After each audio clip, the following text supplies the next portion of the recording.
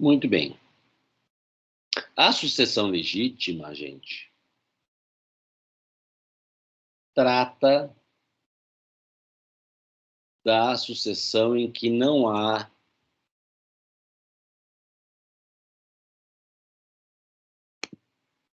testamento.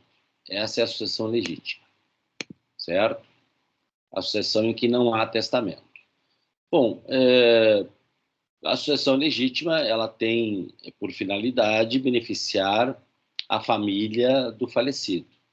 Essa é o link que se faz com o direito das sucessões e o direito de família.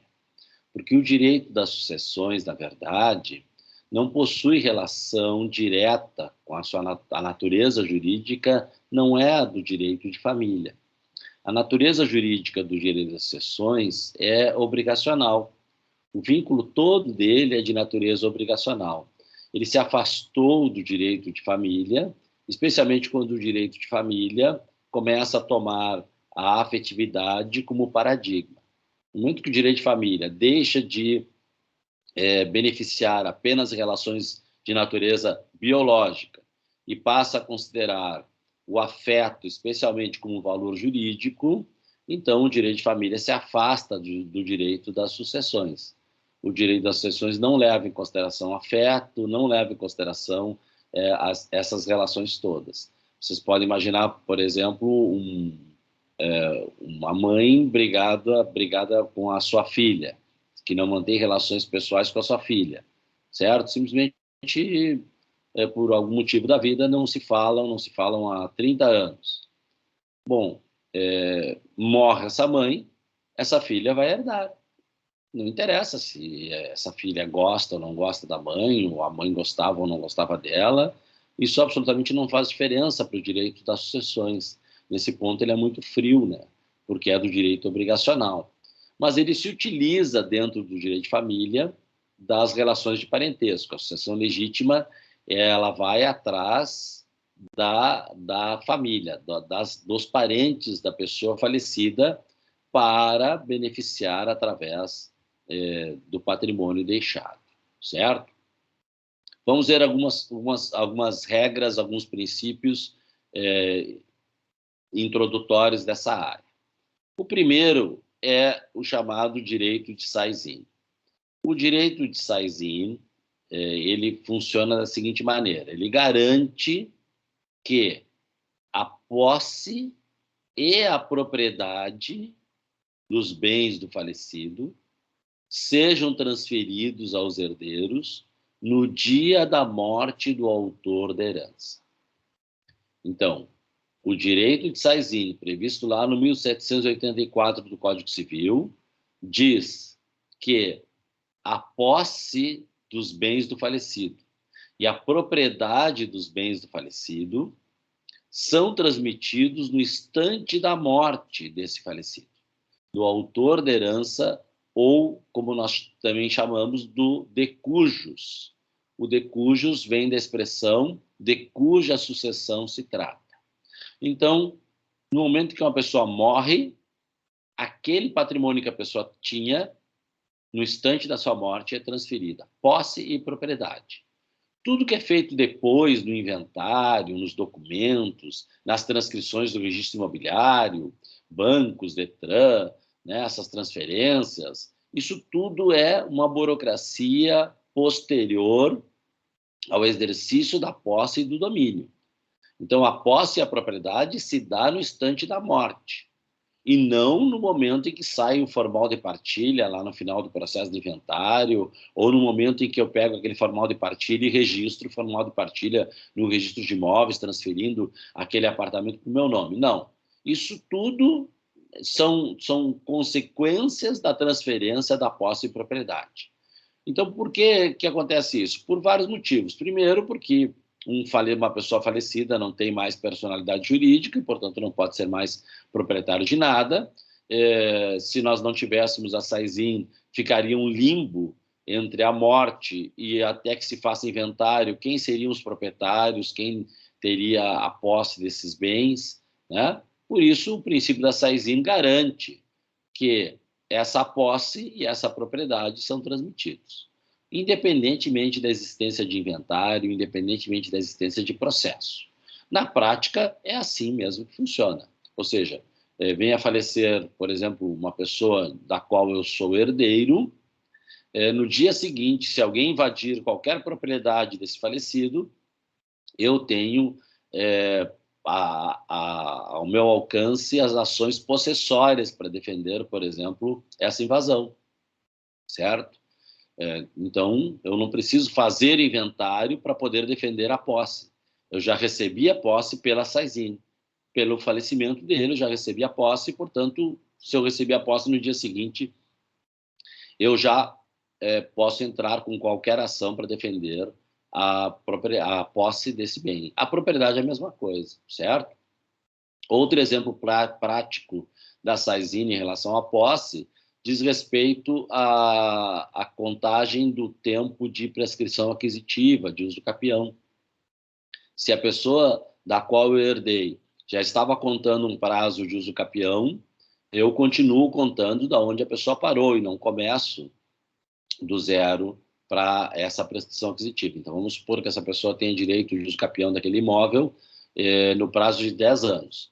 Então, vamos supor que ele tenha morrido depois de 8 anos de posse. Eu só vou precisar de mais 2 anos para pedir o uso capião daquele imóvel a meu favor, porque a posse foi transferida daquela pessoa falecida para mim no instante da morte, independentemente de ação de inventário, que, como eu disse, apenas oficializa aquilo que já ocorreu. Apenas transforma em papéis, em documentos, aquilo que já ocorreu pela Saizine. Então, a transferência da posse e a transferência da propriedade se dá no instante da morte.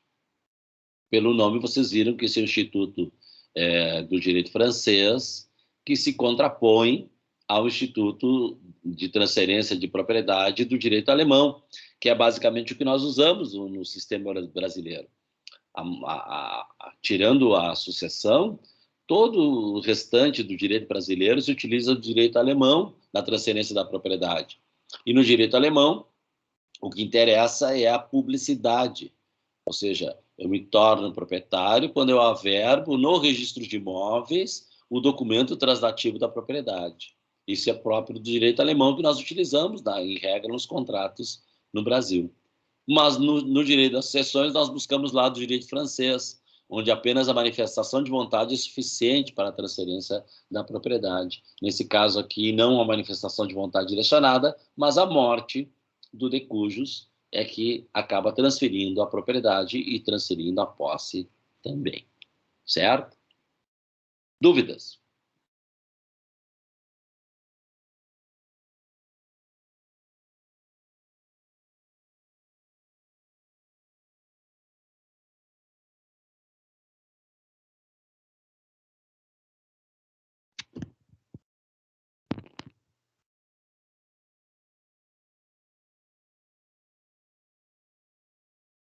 Muito bem. O segundo item, o princípio que nós vamos ver, é o princípio da limitação da herança.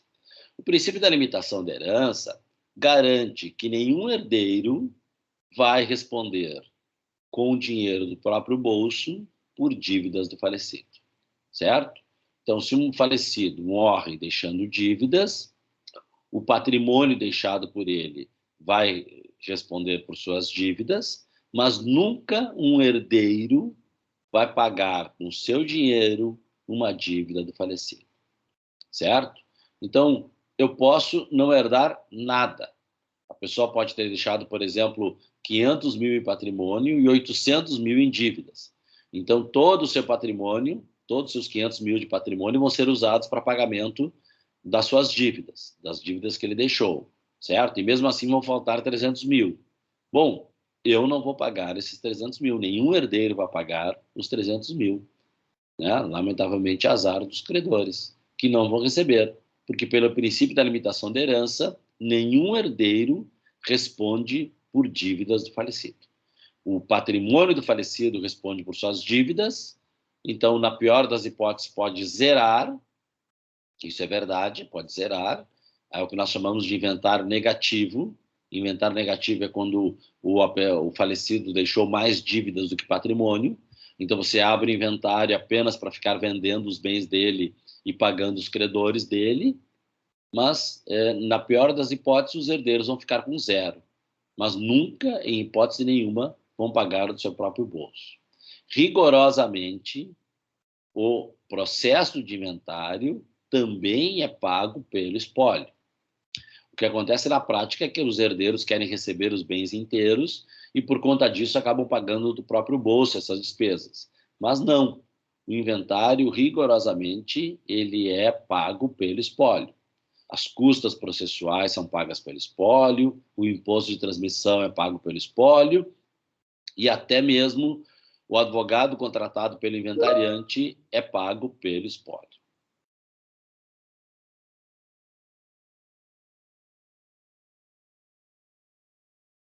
Na verdade, como a pessoa vai ficar sem nada, então nada é transmitido aos herdeiros, não ocorre nenhum fato gerador de transmissão, certo?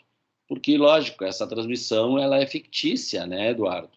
Você pensa assim, transmitido, sim. Então, eles poderiam defender a posse, poderiam defender a propriedade.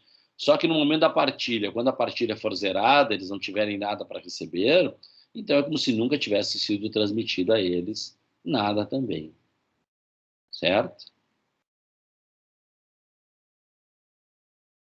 Entendeu, Eduardo?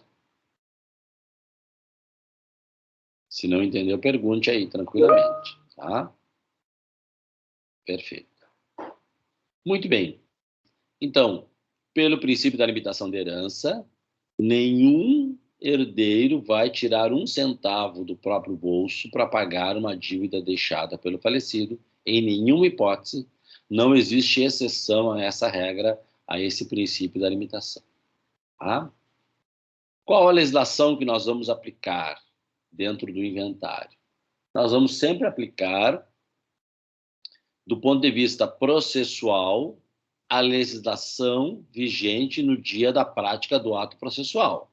Então, se nós estamos num processo de inventário em andamento e ocorrer uma alteração do Código de Processo Civil, nós vamos também aplicar o novo Código de Processo Civil nos processos em andamento. Então, do ponto de vista processual, formal, a gente sempre aplica a lei vigente no dia da prática do ato processual. Então, se mudaram, vamos supor que na legislação anterior exigiam determinadas certidões, agora exigem outros documentos. Vamos supor que na legislação anterior se fazia de um jeito a partilha, agora se faz de outro. Eu sempre vou fazer de acordo com a lei vigente no dia que eu for praticar aquele ato processual. No dia que eu for fazer a partilha, eu tenho que usar a regra de partilha vigente naquele momento. Então, do ponto de vista formal, processual, eu aplico a lei vigente no dia da prática do ato processual. Ponto. É a única ideia diferente da regra geral.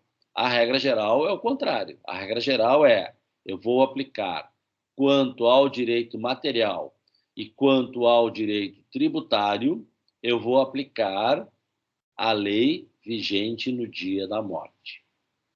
A lei que está vigente no dia em que essa pessoa morreu é a lei que eu vou aplicar para definir quem são os herdeiros, para definir quanto cada um vai receber, e do ponto de vista tributário também, para definir qual alíquota a ser aplicada. Então, vamos supor que uma pessoa tenha morrido em 2005 e eu venha fazer agora, em 2022, esse inventário. Eu vou aplicar, do ponto de vista tributário, a alíquota vigente em 2005, porque o fato gerador dessa obrigação tributária é a transferência da propriedade. E a transferência da propriedade pela Saisin se deu em 2005, no dia que ele morreu. Então, no dia que ele morreu, ocorreu o fato gerador de transferência da propriedade, que é o fato gerador da obrigação tributária do pagamento do ITCD, que é o Imposto de Transmissão, Causa Mortis, Doação. Certo? Então, a lei, do ponto de vista processual, eu aplico no dia que eu for praticar o ato, mas do ponto de vista material, é a lei vigente no dia da morte. A mesma coisa ocorre com relação à definição de quem são os herdeiros. Quem são os herdeiros e quanto cada um vai receber. Então, nós tivemos antes de 2002, um outro Código Civil que previa de forma diferente a divisão da herança de uma pessoa, certo? Por exemplo, não estabelecia concorrência sucessória entre cônjuge e descendentes, cônjuge e ascendentes, enfim, tinha uma divisão da herança diferente da vigente de hoje, certo? Da vigente hoje. Então, se nós pegamos, por exemplo, o inventário hoje de uma pessoa que morreu em 1999, nós vamos pegar a lei de 1999 para definir quem são os herdeiros e quanto cada um vai receber, e não a lei do Código Civil atual, certo? Então, do ponto de vista do direito material, nós sempre aplicamos a lei vigente no dia da morte, certo? Dúvidas sobre isso?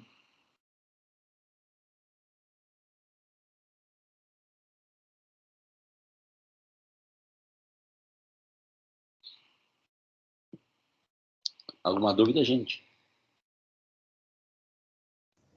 Não, professor. Muito bem. Testamento.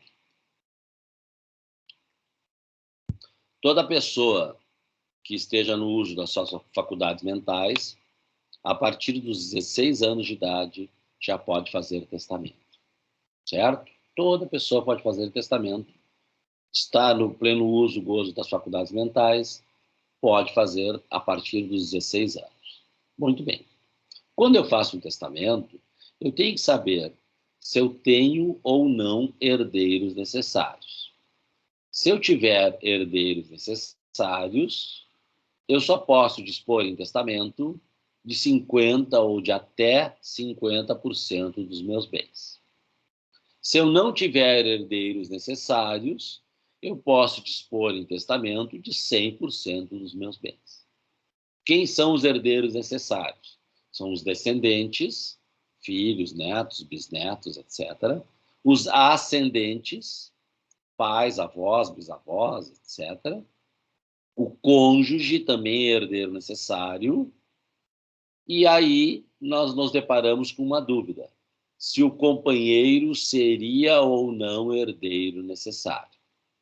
Então, alguns defendem que o companheiro não é herdeiro necessário, então aplica-se a regra já prevista no Código Civil, e outros entendem que, em razão daquela decisão do Supremo que equiparou o companheiro para fins sucessórios ao cônjuge, então, em razão disso, o companheiro também teria adquirido a qualidade de herdeiro necessário. Essa dúvida, se ele é ou não herdeiro necessário, ainda está em debate na doutrina e não há decisões do Superior Tribunal de Justiça sobre o assunto e, portanto, nós não temos ainda uma resposta única ou correta a respeito do tema. O que é certo é que descendentes, ascendentes e cônjuges são herdeiros necessários. Companheiro pode ou não ser considerado de acordo com o que vier a decidir no futuro o STJ, certo? Então, se eu tenho descendentes, ascendentes e cônjuge, eu só posso dispor em testamento de 50% dos meus bens. Os outros 50% necessariamente vão ser destinados a esses herdeiros necessários. Essa é a limitação que eu tenho. Agora, se eu não tenho herdeiros necessários, vamos supor que eu só tenha colaterais, eu não tenho descendentes, não tenho ascendentes, nem cônjuge, nem companheiro, para evitar discussão, eu só tenho irmãos, tios, sobrinhos, né, parentes colaterais. Então, eu posso pegar um testamento e dispor de 100% dos meus bens para quem eu quiser, certo? Eu quero deixar 100% dos meus bens para a Santa Casa, eu posso fazer um testamento e deixar 100% para a Santa Casa, e esses irmãos, sobrinhos e tios nada vão receber, certo? Então, se eu tenho herdeiros necessários, eu só posso dispor até 50%. Se eu não tiver, eu posso dispor de 100% em testamento. Dúvidas?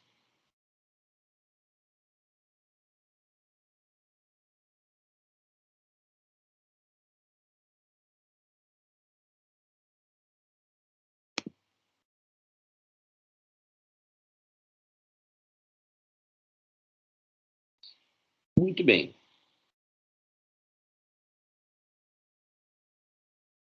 Uma pessoa morrendo, deixando bens a inventariar, eu vou proceder isso de modo judicial ou extrajudicial.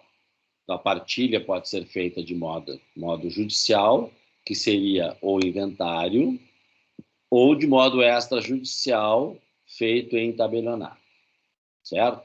Tanto de modo judicial, o inventário, como de modo extrajudicial, que é a partilha feita em tabelionato, os imóveis serão avaliados.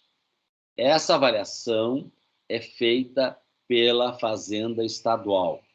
O ITCD, Imposto de Transmissão Causa-Mortes, é de competência da unidade federativa do Estado. E o Estado, portanto, é que vai avaliar esses bens. Existem possibilidades de você contestar essa avaliação, discutir essa avaliação, até mesmo solicitar ao juiz uma avaliação judicial. Mas se você não fizer nada disso, é a avaliação da Fazenda Estadual que vai servir de base de cálculo do imposto de transmissão e vai servir de base de cálculo da partilha propriamente dita, certo? Então, vamos supor que você tem lá um apartamento, um terreno, uma casa. Então, você manda isso para ser avaliado para a Fazenda Estadual. Essa avaliação é feita pela internet, pela página da Cefaz, através do sistema chamado DIT, Declaração de TCD. Você entra lá, todo advogado pode ter um login e senha. Você entra lá como advogado, coloca todos os dados relativos aos bens e a Fazenda Estadual vai avaliar esses bens. Esse valor de avaliação, como eu disse, servirá de base para o cálculo do ITCD, lembrando sempre que a avaliação é a avaliação atual do bem, é o valor atual do bem, porém a alíquota de imposto é a alíquota vigente no dia da morte, porque é ali que ocorreu o fato gerador, como eu disse antes, certo? Então vai servir de base para o cálculo do imposto e também vai servir de base para a partilha. Então, vamos supor que aquele apartamento tenha sido avaliado por 300 mil, o terreno por 100 mil e a casa por 400 mil. Então, 400 mais 300, 700, mais 100, 800, 800 mil é o valor do patrimônio, certo?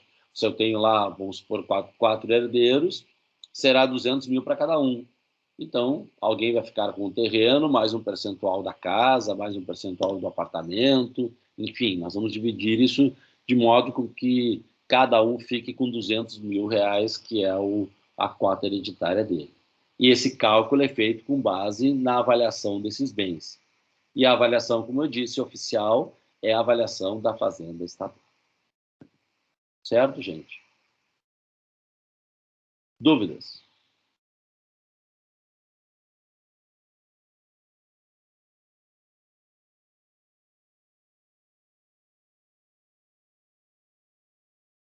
Nenhuma dúvida?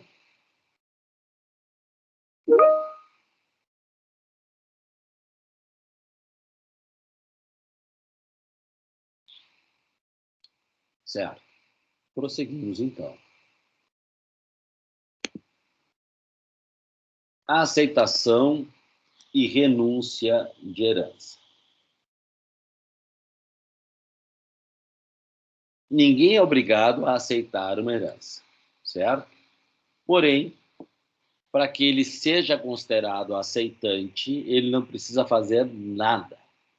Ele, eu digo o herdeiro, é sempre presumidamente aceitante. Sempre que você tiver um herdeiro, ele não precisa fazer nada para ser considerado aceitante. Ele só precisará fazer se quiser renunciar. Se ele quiser renunciar à herança, ele terá que renunciar de modo expresso, certo? De modo expresso. Agora, se ele quiser aceitar a herança, ele não precisa fazer nada. Não precisa se manifestar no inventário, não precisa nem contratar advogado, não precisa nada. O herdeiro, por si, já é um herdeiro aceitante em razão da previsão legal. Se ele está lá previsto como herdeiro, ele vai ser considerado herdeiro e vai ter reservado o seu quinhão hereditário. É lógico que é uma burrice você não participar do inventário, né? Porque existem várias questões no decorrer do inventário que você pode ser prejudicado, seja na avaliação, seja na destinação dos bens, deixarem para você os piores bens. Enfim, várias coisas podem acontecer no inventário que não se recomenda, em hipótese nenhuma, que você fique alheio ao processo só aguardando o seu quinhão. Lógico que não. Mas, tecnicamente, a lei garante ao herdeiro o seu direito hereditário, mesmo que ele não se manifeste. Certo? Muito bem. Eu posso aceitar ou renunciar a uma herança a partir da morte do de cujos. Repetindo, o de cujos é o autor da herança, aquele que faleceu, que nós estamos examinando. Certo? Eu posso aceitar ou renunciar a partir da morte do autor da herança. Quer dizer, renúncias sobre herança de pessoas vivas são nulas, inválidas, na modalidade nula, absolutamente nula. Eu não posso renunciar previamente a uma herança de uma pessoa viva. Portanto, eu não posso, por exemplo, num pacto antinupcial de um casamento, dizer que não quero a herança do meu cônjuge. Isso não existe. Isso não é possível fazer. Eu não posso apresentar uma renúncia de uma herança de uma pessoa ainda viva, certo? Ou dizer que não quero a herança do meu cônjuge, ou dizer que eu não vou querer a herança dos pais dele, vamos supor que fosse casado em comunhão universal de bens. Enfim, não é possível renunciar a uma herança antes do falecimento do autor da herança do recurso. Então, somente a partir do falecimento é que é possível fazer alguma renúncia da herança. Aí sim, né? Aí eu posso fazer mesmo antes do inventário. A pessoa faleceu ontem, hoje eu já posso fazer uma renúncia mesmo que o inventário não tenha sido proposto. Não tem nada que ver isso com o processo de inventário, certo? Então, eu posso renunciar a partir do momento que o autor da herança faleceu. E eu posso renunciar até o momento em que o juiz homologa a partilha de bens. Então, o prazo vai da morte do autor da herança até o momento em que o juiz homologa a partilha. Depois que o juiz homologa a partilha de bens, aí eu não tenho mais o que renunciar, porque eu já não tenho mais herança, eu já tenho agora bens previstos ali na partilha que eu vou receber. Eu já não tenho mais o direito à herança, agora eu me tornei com a partilha proprietário daquele apartamento, daquele terreno, daquela casa, onde parte desses bens. Então, aí eu já não tenho mais como renunciar. Então, o prazo para renúncia vai da morte até a partilha. A forma é simples. Se eu quiser renunciar, eu tenho que fazer de modo expresso. Se eu quiser aceitar, eu até posso fazer de modo expresso, mas é uma bobagem, porque, como eu disse no início, o simples fato de você ser herdeiro, você será considerado aceitante de qualquer maneira, certo? Então, para renunciar, eu preciso fazer de modo expresso. Como? Eu vou no tabelionato e faço uma declaração de renúncia, um termo de renúncia da herança, por exemplo. Ou, se o processo judicial já está aberto, eu faço um termo nos próprios autos do inventário. Pode ser um termo particular. Normalmente, nesses casos, o juiz manda a parte comparecer pessoalmente no cartório para que a renúncia seja tomada por termo nos autos. Termo nos autos significa registrada lá pelo escrivão com fé pública de que a pessoa foi lá, se identificou e manifestou que não queria aquela herança. Então, se eu quero fazer isso antes, eu faço em tabelionato. Se eu quero fazer no decorrer do processo de inventário, eu não preciso em tabelionato, eu posso fazer diretamente no processo. Se eu fizer uma partilha extrajudicial que é em tabelionato, para renunciar, eu posso renunciar no próprio termo de partilha. Compareço lá e digo que não quero receber a herança. Então, a renúncia é sempre expressa, certo? Renúncia é sempre expressa. Só existe renúncia expressa. Não existe nenhuma forma de renúncia tácita. Já a aceitação, essa sim, pode ser uma aceitação tácita, pode ser uma aceitação expressa, certo? Tanto faz. A diferença é que se eu faço uma aceitação expressa, eu não posso mais renunciar. porque tanto a aceitação como a renúncia são irrevogáveis. Então, se eu faço uma aceitação expressa, eu não posso renunciar. Se eu faço uma renúncia, que é sempre expressa, eu também não posso revogar, melhor dizendo, eu não posso mais revogar a renúncia feita, certo? Elas são irrevogáveis. Agora, se eu faço uma aceitação tácita, nada impede que eu, ao longo do processo, mude de ideia e renuncie simplesmente. Compreendido isso?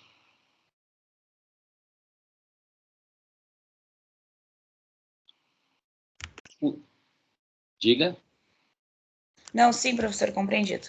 Tá. Muito bem. Eu não posso aceitar de modo parcial ou renunciar de modo parcial. Eu não posso aceitar ou renunciar impondo condição, e eu também não posso aceitar ou renunciar a ter. Vamos examinar com calma isso. Uma aceitação ou renúncia parcial, muito fácil de entender. Eu simplesmente digo assim, eu quero metade do meu quinhão, não quero meu quinhão inteiro, eu tenho direito a 30% da herança, eu quero só 15%. Não posso. Ou eu aceito os 30%, ou eu renuncio aos 30%. Certo? Não tem como fazer uma aceitação ou uma renúncia parcial. Não existe isso. Também não posso aceitar ou renunciar sob condição. Eu aceito desde que a meu quinhão seja aquela casa da praia. Ou eu aceito desde que o meu quinhão seja pago em dinheiro. Ou eu renuncio desde que fulano renuncie também. Ou eu renuncio desde que a casa fique para o meu irmão. Não, também não posso renunciar ou aceitar impondo qualquer tipo de condição. E também não existe aceitação ou renúncia a termo, que funciona assim: aceito a herança até 2024, depois de 2024 não quero mais. Ou renuncio a herança até 2024, 2024 agora eu quero. Não existe esse tipo de colocação de um termo inicial ou final para o exercício do direito de herança ou para renunciar ao direito de herança. Não existe isso. Ou eu aceito integralmente, ou renuncio integralmente. Não posso impor condição nenhuma para receber nem para renunciar, e também não posso fixar nenhum termo inicial ou final para o exercício do meu direito de herança ou para a renúncia ao meu direito de herança. Certo? Muito bem. Então, essa é a regra geral. Só que nós temos uma situação que fica parecendo uma exceção e é importante nós examinarmos. Qual é a situação? É a situação que está ali no artigo 1808, parágrafo 1º e 2º do Código Civil. Certo? Que história é essa? Funciona assim. Numa mesma sucessão, eu posso ser herdeiro legítimo, herdeiro testamentário e legatário. Então, eu posso assumir, numa mesma sucessão, 3 personagens distintos, de acordo com a previsão do testamento. Então, vamos supor que uma pessoa venha a morrer, essa pessoa é meu pai, minha mãe, né, um ascendente meu, do qual eu sou herdeiro, e essa pessoa fez um testamento, deixou para mim 10% da herança disponível e ainda deixou para mim um carro tal, placa tal. Então, por eu ser filho, eu sou herdeiro legítimo. Por eu ser beneficiado em testamento com 10% da parte disponível, eu sou herdeiro testamentário. E por ter sido beneficiado em testamento com automóvel, eu sou legatário. Então, vejam, na mesma sucessão, eu assumi a condição de herdeiro legítimo, herdeiro testamentário e legatário. Aí, sim, eu posso aceitar uma delas e renunciar às outras. Eu posso querer só a herança legítima e não querer a herança testamentária ou não querer o legado. Ou querer o legado e a herança testamentária e não querer a herança legítima. Aí eu posso jogar como eu quiser. Então, quando eu assumo numa mesma sucessão personagens distintos, quando eu sou beneficiado de modo distinto, para cada um desses personagens eu posso dizer se aceito ou renuncio. E isso não é considerado uma aceitação ou renúncia parcial. Renúncia parcial seria se como herdeiro legítimo, eu não quero a totalidade da minha herança legítima. Isso eu não posso. Mas eu posso aceitar a totalidade da herança legítima e não aceitar a totalidade da herança testamentária. Isso é permitido. Porque a sucessão enxerga você como se fossem 3 pessoas diferentes. Como se você fosse uma pessoa para a herança legítima, outra para a testamentária, outra para o legado. Então, para cada uma dessas pessoas, para cada um desses personagens, você pode se manifestar dizendo se aceita ou não aceita. Total. Ou aceita tudo, ou renuncia a tudo. Certo? Mas, diferentemente, para cada uma das condições que você assume no processo. Compreenderam isso ou ficou complicado, gente?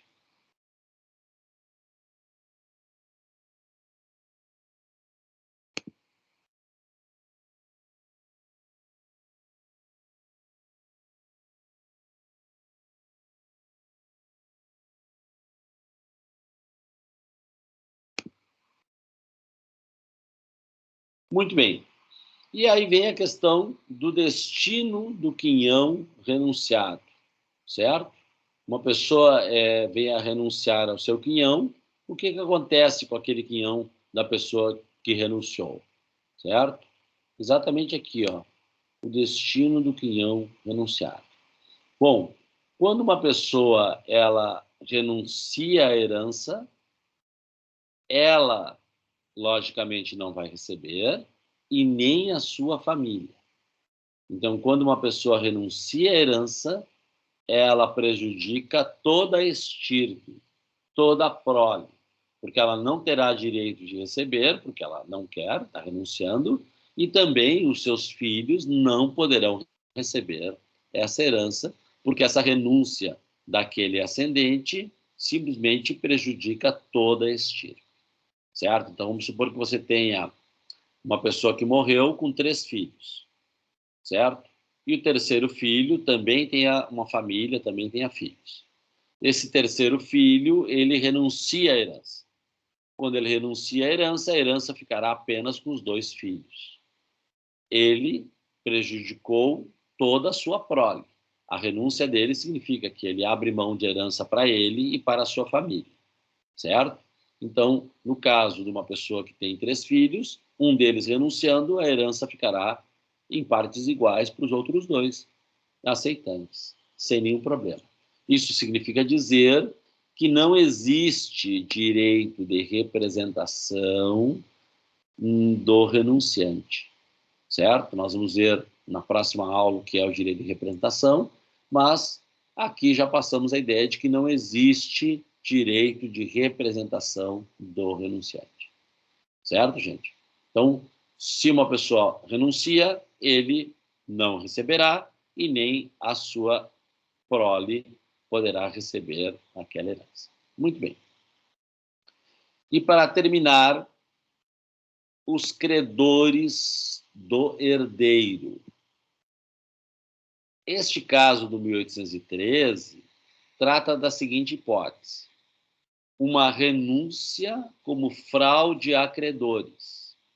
Uma pessoa tem dívidas, não estamos falando de dívidas do falecido, estamos falando de dívidas do herdeiro. Um herdeiro tem dívidas e ele sabe que se ele aceitar aquela herança será objeto de penhora e arresto por parte dos seus credores. Então, ele, não tendo outro patrimônio para pagar esses credores, ele renuncia à herança. Essa renúncia à herança, considerada fraude a credores, ela pode ser impedida pelos credores do herdeiro devedor. Não sei se vocês conseguiram pegar a ideia. Então, a ideia é a seguinte: nós estamos trabalhando com um herdeiro, não o autor da herança, não o decujus, mas um herdeiro que tenha dívidas. E aí, para ele não pagar suas dívidas, já que ele não tem outro patrimônio, ele renuncia à herança, porque ele sabe que se ele aceitar aquela herança, ele vai acabar tendo aquela herança penhorada e vendida pelos credores, certo? Normalmente ele faz isso em conluio com qualquer outro herdeiro, qualquer outro parente dele, na tentativa de que esse outro parente receba a parte dele, depois deixe para ele, de alguma maneira, fraudando os credores. Muito bem. Uma renúncia que for feita em prejuízo dos credores não terá eficácia contra esses credores. Certo? Ela é válida, uma renúncia é válida, esse sujeito é renunciante, continuará renunciante, não terá como voltar atrás. A fraude a credores não anula a renúncia dele, ele continua sendo renunciante, mas não produzirá efeitos contra os credores. Os credores poderão comparecer no inventário, se habilitar no inventário e receber a cota do herdeiro renunciante. Certo? Os credores do renunciante poderão se habilitar no inventário e receber a cota do herdeiro renunciante. Repito, não se anula a renúncia.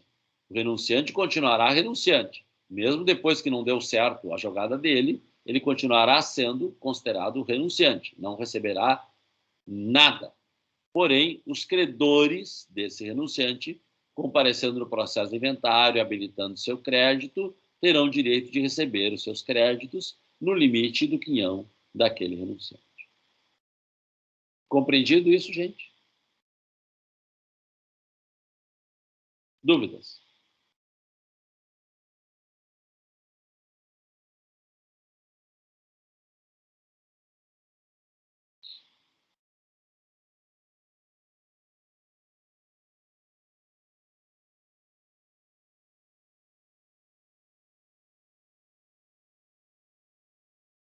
Muito bem. Não tendo dúvidas, passamos para a sessão de direitos hereditários. Obrigado, amigo.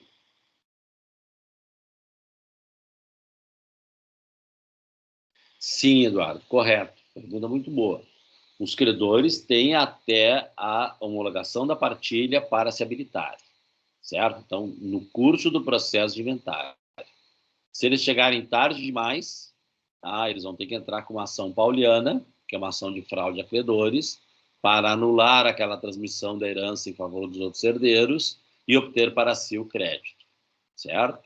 É isso que eles vão ter que fazer se eles não se habilitarem até a homologação da partilha. Perfeito. Muito obrigado. Alguma outra dúvida?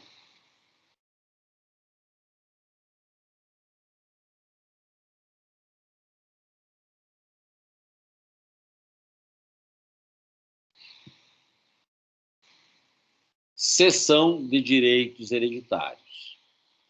A cessão de direitos hereditários, gente, ela presume que você aceitou a herança. Então, para você ceder os seus direitos hereditários em favor de terceiros, você tem que primeiro aceitar a herança. Não existe renúncia em favor de alguém. Isso não existe. Isso é um sistema do código anterior que não existe. Então, você não pode simplesmente renunciar em favor de alguém, certo? Você quer deixar a sua parte em favor de alguém específico, você tem que fazer uma cessão de direitos hereditários. E para você ceder um direito hereditário, primeiro você tem que ter o direito hereditário. Portanto, primeiro você tem que aceitar o direito hereditário. Você aceita a herança passa a ser sua, e aí sim você pode doar ou vender, né? Que como é um bem imaterial, como é um direito hereditário ainda, não está especificado quais os bens que você vai receber, a gente não usa tecnicamente os termos doação ou venda, porque doação ou venda são para bens materiais.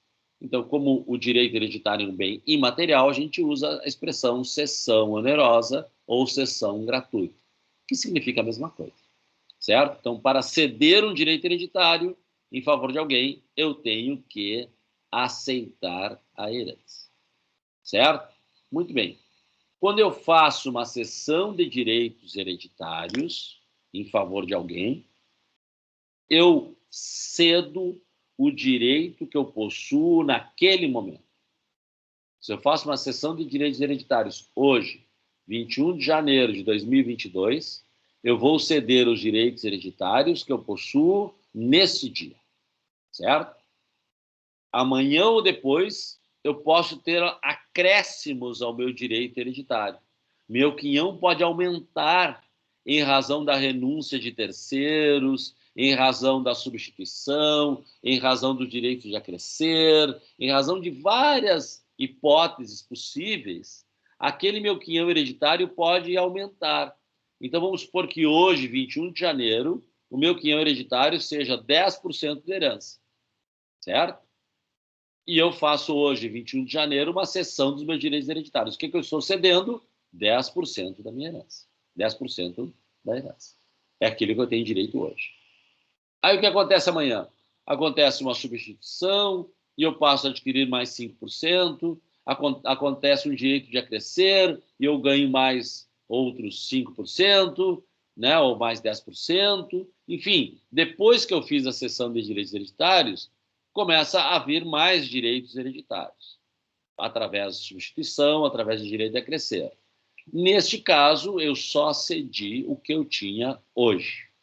E, portanto, aqueles acréscimos posteriores à cessão não estão abrangidos pela cessão feita anteriormente. É o que diz lá o Código Civil, certo? Então, se eu faço uma cessão, eu cedo os direitos hereditários que eu possuo hoje, e não os direitos hereditários futuros, que eu não tenho, certo? Depois de feita a cessão, eu recebo mais direito hereditário, eu quero ceder de novo, não tem problema, eu faço uma outra cessão desses novos direitos hereditários que eu recebi. Mas se eu não fizer, esses novos direitos hereditários são meus e não estão abrangidos pela cessão feita anteriormente. Compreendido isso?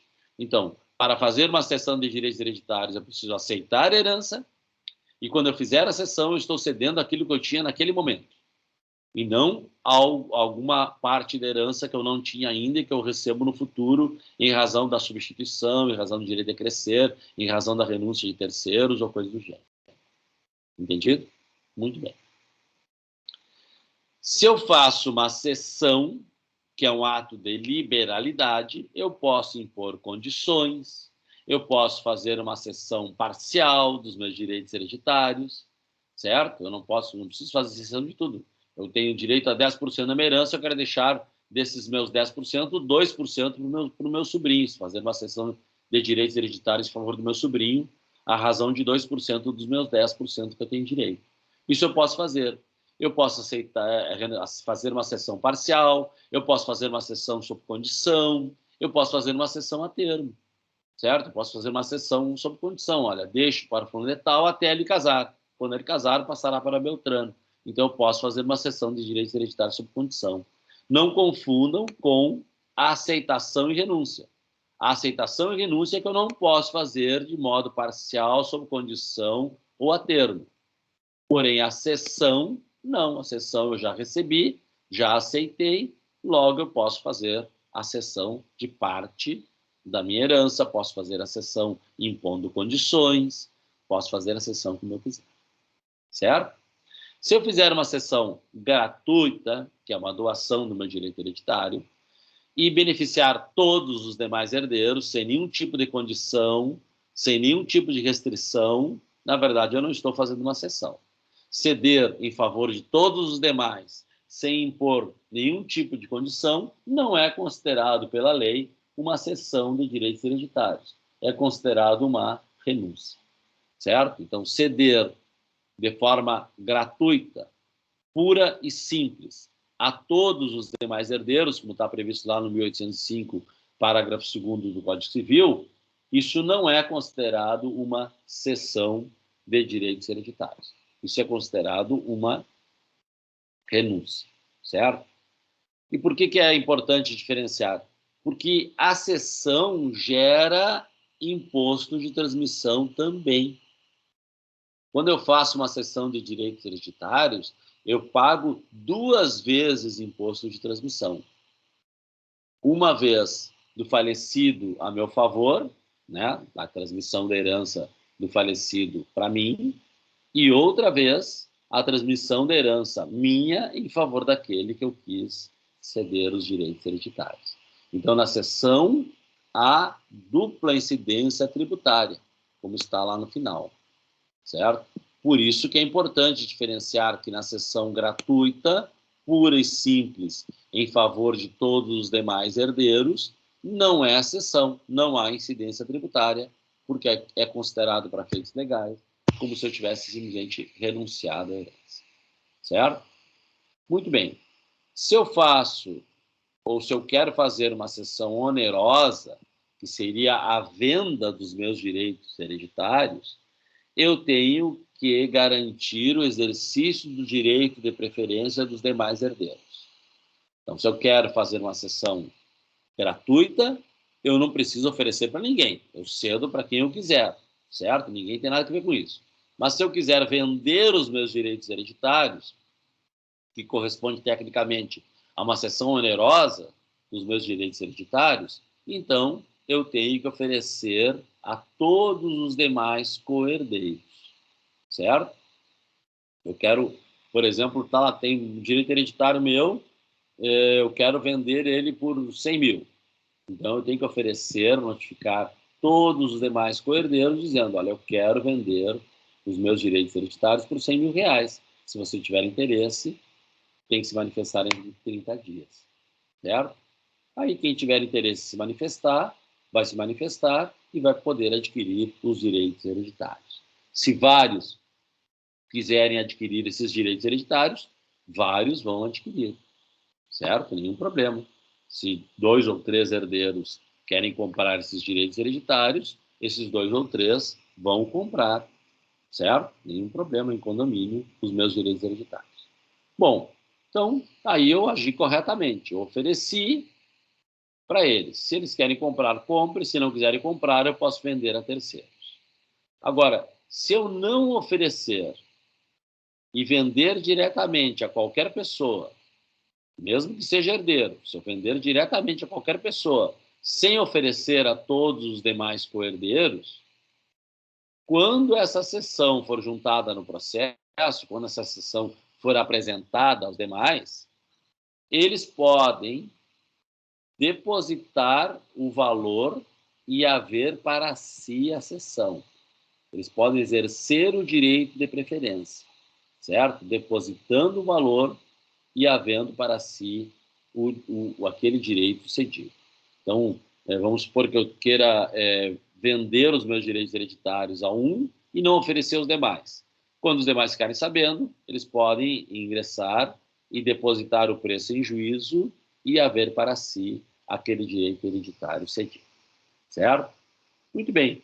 E para terminar, o que eu já tinha dito, que a cessão de direitos hereditários gera uma dupla incidência tributária. Significa dizer que, sobre a cessão, eu vou pagar imposto de transmissão novamente. Se a cessão for gratuita, eu pago ITCD de novo, porque ITCD é imposto de transmissão causa-mortes e doação. Então, em caso de doação, eu pago ITCD também. Se a cessão for onerosa, aí eu pago ITBI, certo? Que é o imposto de competência do município, que é imposto de transmissão de bens imóveis. Mesmo que a herança não contenha imóveis, mesmo que ela não contenha imóveis, por uma disposição legal do artigo 80 do Código Civil, o direito hereditário, o direito à sucessão aberta, é classificado como um bem imóvel. Em razão disso, então, que se paga o ITBI quando eu quero fazer uma cessão onerosa.